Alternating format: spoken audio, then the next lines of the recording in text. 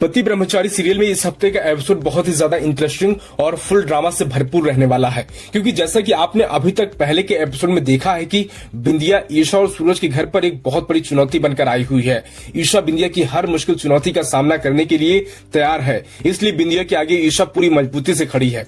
ईशा बिंदिया का मकसद जानने के बाद सूरज को बताती है कि वह सिर्फ तुम्हें अपना बॉडीगार्ड बनाने के लिए ये सब कर रही है। ऐसे में ईशा सूरज के पाव भाजी स्टॉल पर सूरज से वचन मांगती है कि वह मेरे हाथों की छाप पर हाथ रखकर मुझे वचन दे कि वह कभी भी बिंदिया का बॉडीगार्ड नहीं बनेगा।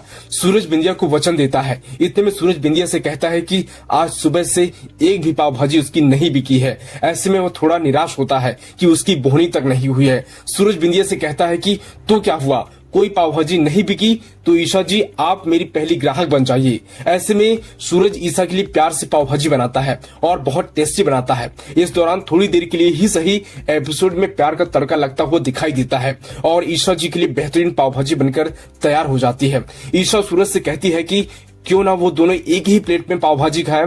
पहले तो सूरज सोचने की कोशिश करता है, लेकिन ईशा सूरज को मनाती है और कहती है कि कुछ नहीं होगा, दोनों साथ में खा सकते हैं। ऐसे में दोनों साथ में एक ही प्लेट में पाव भाजी का आनंद लेते हैं।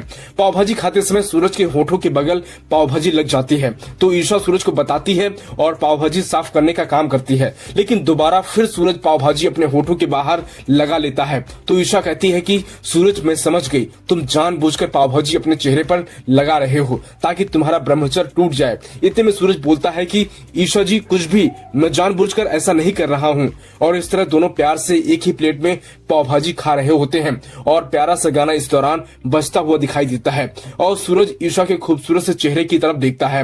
ऐसे में ये मोमेंट तो यही खत्म हो जाता है, लेकिन दूसरी तरफ हवेली में सूरज भान सिंह अपने दोनों बेटों को ताना मारता है और कहता है कि मुनाफा और व्यापार कैसे बढ़ाना चाहिए तुम दोनों को अपनी नई माँ से सीखना चाहिए। इतने में आरव कहता है कि उस जमीन पर तो काफी लोग रहते हैं, ऐसे में उन्हें कैसे खाली करा सकते हैं, और तो और वहाँ पर तो काव्या की भी फैमिली रहती है। इतने में बिंदिया कहती है कि काव्या की फैमिली को हम 2 BHK फ्लैट देने वाले हैं, लेकिन बिंदिया की सासू माँ को बिंदिया के काम पर शक होता है और वह सूरज भान सिंह से कहती है कि बेटा मैं चाहती हूँ घर की बहुएं सिर्फ घर का काम देखें और बाहर का काम आप लोग ही संभालें। सासू माँ के ये कहते ही बिंदिया के पैरों तले जमीन खिसक जाती है। उसे लगता है कि अगर ऐसा हो गया तो जो उसने प्लान बनाया है सभी पर पानी फिर जाएगा। इतने में सूरज भान सिंह बोलता है कि माँ जी अगर आप चाहती हैं कि बिंदिया घर की जिम्मेदारी संभाले तो उसे अपने घर की चाबी दे दो। माँ जी बिंदिया को चाबी नहीं देना चाहती हैं, लेकिन अपने दिल पर पत्थर रखकर बिंदिया को घर की चाबी सौंप देती हैं। इधर सूरज और ईशा के बीच एक बार फिर प्यार वाली नोकझोंक शुरू होती है, क्योंकि बिंदिया अपने कमरे में तैयार हो रही होती है और इस दौरान बिंदिया के कान की बाली नीचे गिर जाती है और वह बेड के नीचे चली जाती है। बिंदिया कान की बाली को निकालने के लिए बेड के नीचे घुसती है, लेकिन तभी सूरज जो कि बाथरूम में नहा रहा होता है, लेकिन बाथरूम में कपड़े ले जाना भूल जाता है।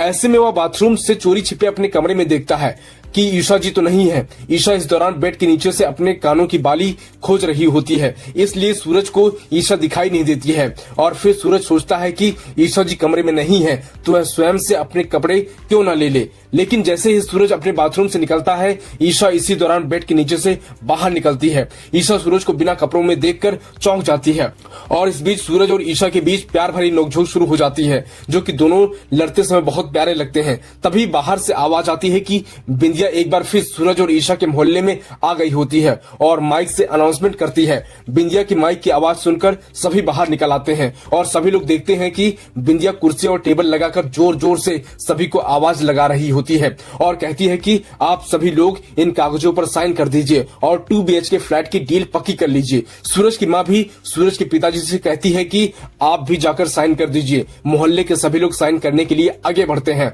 और कहते हैं कि बहुत अच्छी डील है। ऐसे में सूरज के पिताजी भी डील पर साइन करने के लिए आगे बढ़ते हैं, लेकिन सूरज और ईशा नहीं चाहते कि पिताजी डील पर साइन करें, लेकिन वह दोनों कुछ नहीं कर पाते हैं और सूरज के पिताजी डील पर साइन करने के लिए बिंदिया से फ्लैट के कागज मांगते हैं। इस दौरान पिताजी जैसे ही डील पर साइन करने वाले होते हैं, ईशा पिताजी से कागज के फ्लैट खींच लेती है और बिंदिया से कहती है कि साइन करवाने की इतनी भी जल्दी क्या है, जब हम लोगों ने मान लिया है कि हम लोग घर खाली कर देंगे तो क्यों ना हम सबसे पहले वो फ्लैट देख लें जो बिंदिया हम सबको देने वाली है। ईशा की ये बात सुनकर मोहल्ले के सभी लोग ईशा की बातों को सही मानते हैं और कहते हैं कि ईशा बिल्कुल सही कह रही है। लेकिन बिंदिया फ्लैट दिखाने की बजाय तरह तरह के बहाने बताती है कि हम अभी फ्लैट नहीं दिखा सकते हैं क्योंकि वहाँ अभी काम अधूरा है। लेकिन ईशा कहती है कि कोई बात नहीं, जितना बना है हम लोग उतना ही देख लेंगे। लेकिन बिंदिया फिर बहाना बनाती है और कहती है कि फ्लैट देखने के लिए इतने ज्यादा लोग एक साथ नहीं जा सकते हैं। ऐसे में ईशा कहती है कि ऐसा क्या है उस फ्लैट में जो इतने लोग एक साथ नहीं देख सकते। इस तरह से बिंदिया फ्लैट दिखाने की बजाय तरह तरह के बहाने करती है। अब ईशा कहती है कि ठीक है, जब फ्लैट दिखाना तब हम लोगों से साइन करवा लेना। और अब फ्लैट दिखाने की समस्या से बचने के लिए बिंदिया फिर एक बार नई चाल चलती है और गाड़ी में रखे हुए नोटों के बंडल को मंगाती है। नोटों का इतना बंडल एक साथ देखकर मोहल्ले वालों की आंखें चौंधिया जाती हैं और सभी बिंदिया की बातों पर एक बार फिर भरोसा कर लेते हैं। बिंदिया कहती है कि इसमें सभी के 1-1 लाख रुपए एडवांस है और पूरन भैया को कहती है कि आप सारे पैसे एक बार चेक कर लीजिए। बिंदिया जानबूझकर पूरन भैया को बुलाती है क्योंकि वह लालची और थोड़ा सा मूर्खों टाइप हरकतें करते हैं और बिना जरा सा दिमाग लगाए वह पैसे को सूंघ कर कहते हैं कि सूरज भैया सारे नोट असली हैं। बिंदिया ऐसे में सूरज के परिवार को एक बार फिर नई चाल में फंसा चुकी होती है और लोगों से कहती है कि आप लोग अपने घर में बात कर लीजिए तब साइन कीजिएगा। तब तक नोटों के बैग सरला बुआ के पास रखने को कहती है। पूरन भैया लालची होने के कारण कहते हैं कि हाँ, हम पूरा पैसा संभाल कर रखेंगे और पैसे लेकर घर के अंदर चले जाते हैं। ऐसे में बिंदिया काला चश्मा लगाकर वहां से चली जाती है। बिंदिया के जाने के बाद ईशा सूरज से कहती है कि बिंदिया सभी को बेवकूफ बना रही है, वह किसी को भी फ्लैट नहीं देगी। और आगे सूरज से कहती है कि बिंदिया जिस तरह से नोटों का बंडल हमारे घर में रखवा कर गई है उसके पीछे भी हमें चाल नजर आती है, जो कि सच होता है क्योंकि बिंदिया ने नोटों के बंडल में ऊपर से असली नोट लगाए होते हैं और अंदर से सभी नकली नोट होते हैं।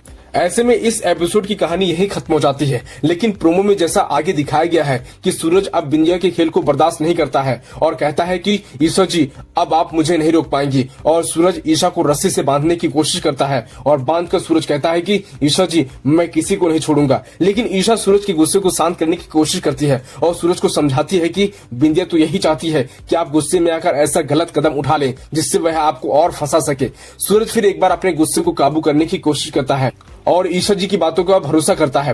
ईशा सूरज से वादा करती है कि वह बिंदिया का सामना कर लेगी और इस मुश्किल परिस्थिति से पूरे परिवार और मोहल्ले वालों को बाहर निकालेगी। इस सीरियल का ये एपिसोड तो यहीं खत्म हो जाता है। लेकिन प्रोमो से साफ पता लगता है कि आगे सूरज का परिवार नकली नोटों के इल्जाम में फंसने वाला है क्योंकि बिंदिया जब अपने पैसे मांगेगी तो वह कहेगी कि मैंने तो सभी असली नोट दिए थे, ये बैग में नकली नोट कैसे आ गए। और इस तरह सूरज के परिवार को धोखाधड़ी के केस में फंसा सकती है और सभी मोहल्ले वालों के सामने सूरज के परिवार को बदनाम कर सकती है। फिलहाल देखते हैं कि होता है क्या। लेकिन यदि आपको कोई अंदाजा हो कि आगे क्या हो सकता है तो कमेंट करके हमें जरूर बताइए। वहीं आप ये भी बताइए कि आप इस सीरियल में किसे सबसे ज्यादा पसंद करते हैं और हर सीरियल के बारे में ऐसी ही फुल अपडेट के लिए हमें फॉलो करना मत भूलिए। आपका बहुत बहुत धन्यवाद।